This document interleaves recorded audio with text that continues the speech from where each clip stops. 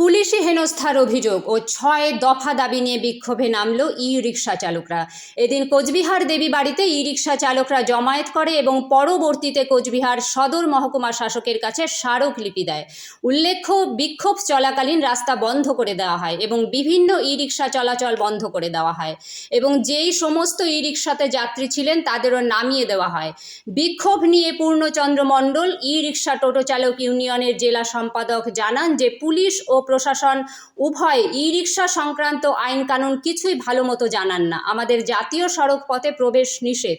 বিভিন্ন জায়গায় পুলিশি অত্যাচারের শিকার হতে হচ্ছে চালকদের। তারা কোনো সিদ্ধান্ত নিতে পারছেন না। এগুলো বন্ধের দাবিতে আমরা আজ কোচবিহার সদর মহকুমা শাসকের কাছে স্মারকলিপি জমা দিতে এসেছি। তিনি এই বিক্ষোভ নিয়ে আরও জানান যে যদি পুলিশ ও প্রশাসন আমাদের দাবিগুলো না মানেন তবে আমরা আরও বৃহত্তর আন্দোলনে নামব।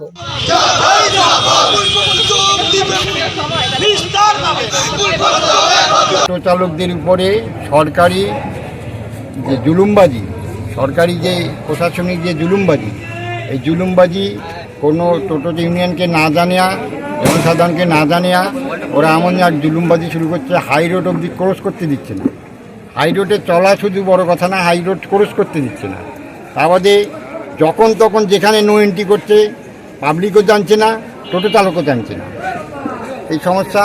আবার সমস্যা হচ্ছে, দীর্ঘদিন থেকে আমরা বিভিন্ন অফিসে কাগজপত্র জমা দিয়েছি, আমরা লাইসেন্স নাম্বার প্লেট পাচ্ছি না। তৃতীয় দাবি হচ্ছে, এই টোটো চালকদের উপর যে পুলিশি হয়রানি, না জানে হয়রানি করছে, ওরা কখন কি সিদ্ধান্ত নেবে ইউনিয়নকে জানাচ্ছে না। কাজে এই সমস্ত দাবিতে, এবং টোটো চালকদের গাড়ির তার ছিঁড়ে দিচ্ছে, টোটোতে পুলিশ লাঠি দিয়ে মারছে, এইরকম যে অর্থাৎ সরকারি জুলুমবাজিগুলো চলছে, এগুলো বন্ধের দাবিতে আমরা আজকে এইচডি সাহেবের কাছে ডেপুটেশন দেবো। কয় দফা দাবি রয়েছে আপনাদের? আমাদের 6 দফা দাবি আছে।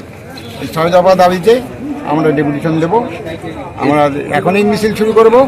মিছিল নিয়ে আমরা এইচডি অফিসে যাবো। এই দাবি পূরণ না হলে তাহলে কী করবে? দাবি পূরণ না হলে আমরা বৃহত্তর আন্দোলনে নামব। আপনার নাম? আমার নাম পূর্ণচন্দ্র মণ্ডল।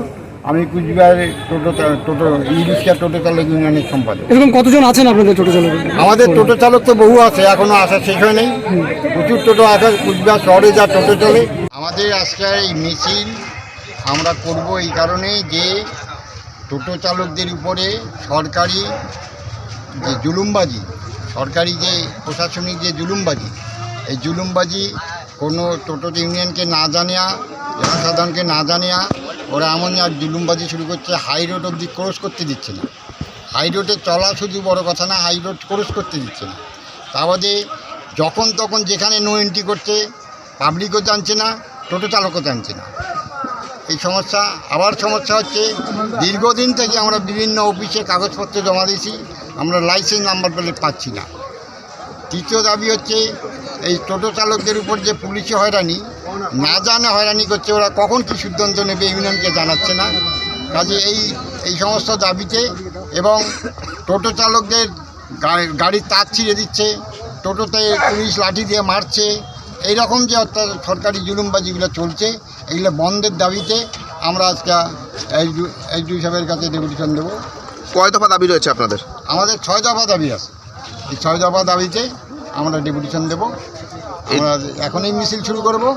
মিছিল নিয়ে আমরা এইচডি অফিসে যাবো। এই দাবি পূরণ না হলে তাহলে কী করবে? দাবি পূরণ না হলে আমরা বৃহত্তর আন্দোলনে নামব। আপনার নাম?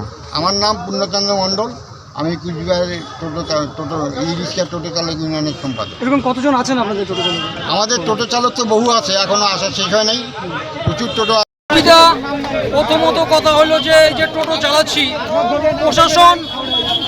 প্রশাসন মনমর্জি এক একদিন এই রাস্তায় নো এন্ট্রি, কালকে শোনা যায় ওইটা নো এন্ট্রি। মানে কখন যে কি করবে আমার মনে হচ্ছে প্রশাসন নিজেই বোঝে না, মানে বুঝতে পারে না যে এখন কি করা যায়, 3 দিন পরে আবার কি করা যায়, মানে এক এক সময় এক এক রকম। তাতে কি হচ্ছে, আমাদের প্রবলেম, প্যাসেঞ্জারের সঙ্গে আমাদের বচসা হচ্ছে। প্যাসেঞ্জারকে তুললাম যে হ্যাঁ ওই রাস্তায় যাবো, গিয়ে দেখি নো এন্ট্রি, কালকে ছিল না আজকে নো এন্ট্রি, এরকম ব্যাপার দাঁড়িয়ে যাচ্ছে কিছু কিছু রাস্তায়। হ্যাঁ, এইটা একটা গেল। 2 নম্বর কথা, যদিও কোনো কিছু দিয়ে স্যার পেশেন্ট আছে বা বাচ্চা আছে যাই, এবার রিকোয়েস্ট করতে নিলাম, দেখা গেলো কি গাড়ির ছাদের মধ্যে বাড়ি দিয়ে ছাদটাই ভেঙে গেল, নানান রকমের সমস্যা। তাহলে আমরা একদিনে 400-450 টাকা রোজগার করতে আমরা হাঁপিয়ে যাই। যদি একটা গাড়ির 1500 টাকার জিনিস প্রশাসন লেভেলে ক্ষতি করে দেয়, তাহলে প্রশাসন কি ভাবে যে আমাদের সেই খেসারটা ভরতে কতখানি ড্যামারেজ দিতে হবে? এই জিনিসগুলো অসুবিধা। আর অসুবিধা হলো 11 বছর আগে রিক্সাওয়ালা যে ভাড়াটা 20 টাকা 30 টাকা নিয়েছিল, আমরা টোটো বের করার পরে সেটা 10 টাকা ভাড়া করলাম। এখন এই 11 বছর যাবৎ সেই ভাড়াটাই আছে। পাবলিকের উদ্দেশ্যে বলবো, আপনাদের অনুরোধ করে যে আপনারা টোটোওয়ালার প্রতি একটু কৃপা দৃষ্টিতে দেখুন যে এখন ওই 10 টাকা ভাড়ায় টোটোওয়ালার চলছে না। কোনো প্রতিটা দ্রব্য মূল্য বৃদ্ধি হয়েছে, টোটোর ভাড়া কেন বাড়বে না?